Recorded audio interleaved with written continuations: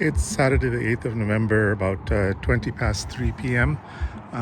Temperature's about 5 degrees Celsius, but falling quickly because we're starting to get towards sunset.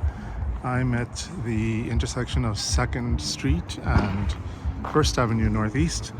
You can hear somebody here enjoying the view with this throbbing noise coming out of their vehicle. It's a common place for people to hang out and enjoy the view.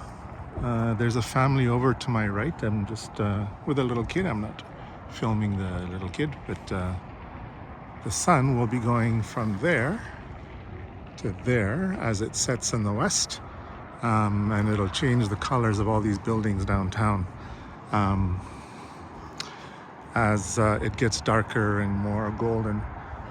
Speaking of golden, this is the colors of fall that we're at here in early November. We had some snow last night, and I'm now going to be heading down through this park over to some place where I'm restocking a bit on groceries between football games. Typical Canadian playoff weather. Cold and clear. There's a little bit of snow in Regina. These are those treacherous stairs that are not full size. So you either have to turn your feet sideways or have your feet come over the stairs and chance of falling. So I walk kind of sideways down the stairs. They're not really treacherous, you just gotta know how to use them. So you can see the trees, many of the leaves are gone. What's left is yellowy brown. We don't have the oranges and reds that you get in Eastern Canada from their trees. That's Memorial Drive there, which has the trees, one for every veteran in the World War I and I think World War II as well. But those trees are not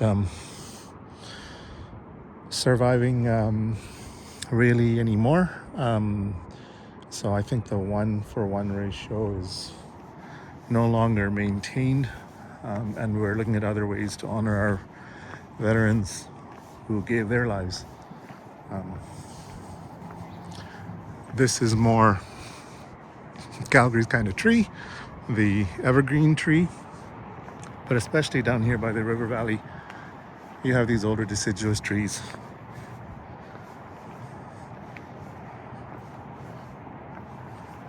I don't know if my camera caught it, but the father from that family where I started the video went down where his daughter had gone. And that's a smart move because there are some people who are camping here. Homeless people who are camping here. And so, while they wouldn't do anything bad to the daughter, to my knowledge, you just don't want to surprise them.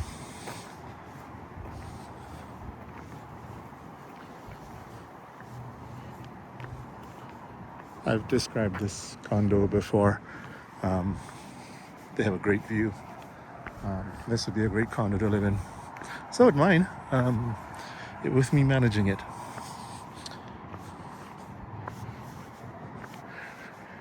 So this is the east side of downtown, called East Village, ironically. And Center Street Bridge, you can see over there with the lions on it. And then East Village, the Harry Hayes building. This is properly East Village, more from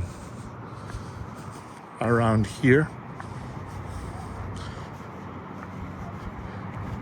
East, that's more downtown, east side of downtown. But then this becomes East Village. After these multicolor townhouses, condos, low-rise apartments here, you've got this building that steps up, and that steps up, and that's Calgary City Hall, municipal building. And then to the east of it is properly East Village with all the condo developments. And you've got one of the first and largest residential settings in East Village, which is the Calgary Drop-In Center, that brick building there, right there at the flyover, between the two flyovers.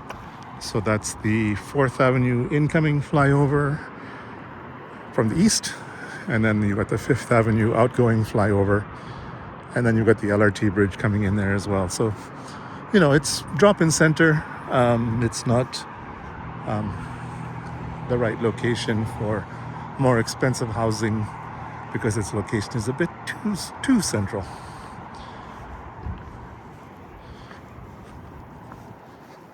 Continuing down, so you can see 300 West and 300 East of Holly Park. And then there's a smaller apartment building here. And then you've got the Ukrainian church here. And part of the reason I take these videos is for my friends in Ukraine.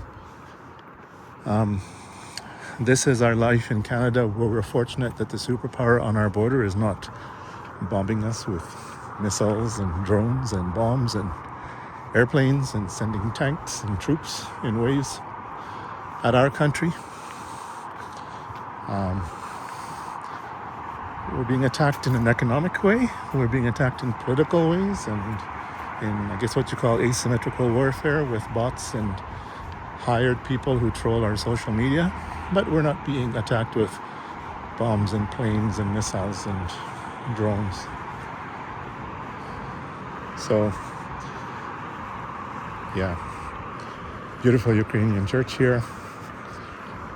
Lots of land. But no problem at all with more people from Ukraine moving to Calgary. Come home if you want to make it home here.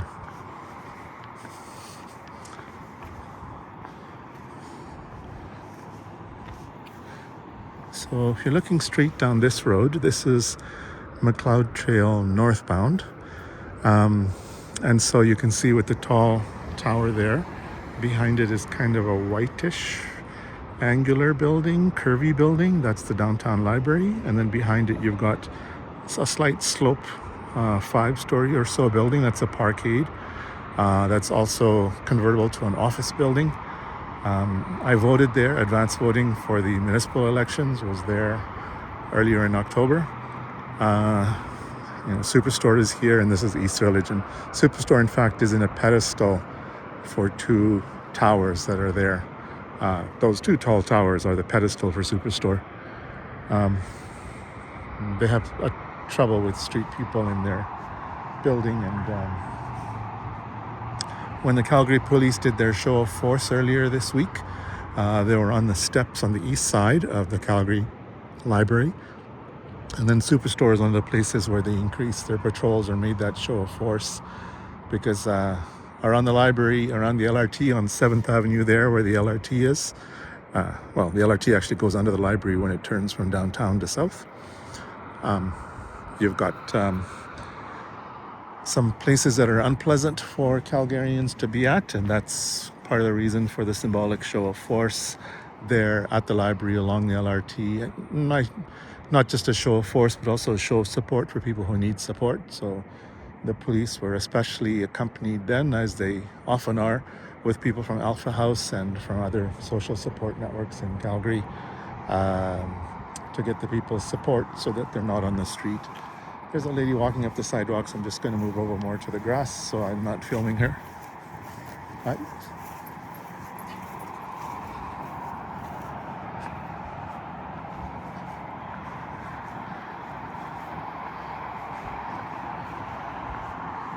This is that gorgeous Ukrainian church.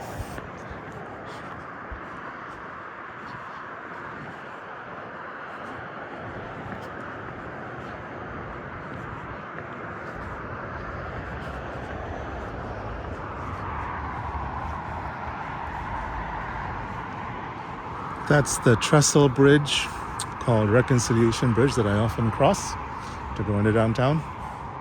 So I'm either going across Reconciliation Bridge there, or I'm going across Center Street Bridge, which is out of view now, but it's there. And this is St. Vladimir's Ukrainian Orthodox Church. Also St. Vladimir, I guess, is the way it's pronounced in Ukrainian. I'm not Ukrainian, so your pronunciation will be better.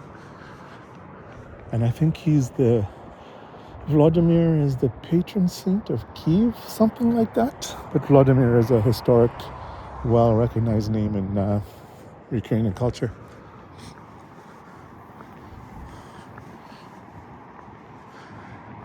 now getting back to sort of riverbank level from the elevated level where I live. So actually don't have to worry too much, although I'm close to the river from a number of streets perspective.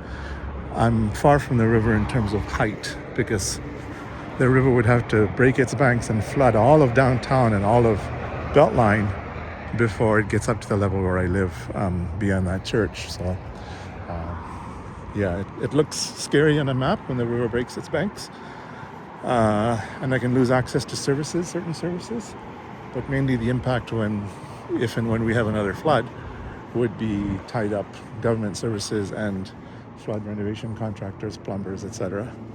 Okay, I'm going to turn off the filming now because I'm getting into a populated area. And that's it for this video today on the Saturday. I've got to finish my grocery shopping and get home by 4:30 for the Western Final on the CFL.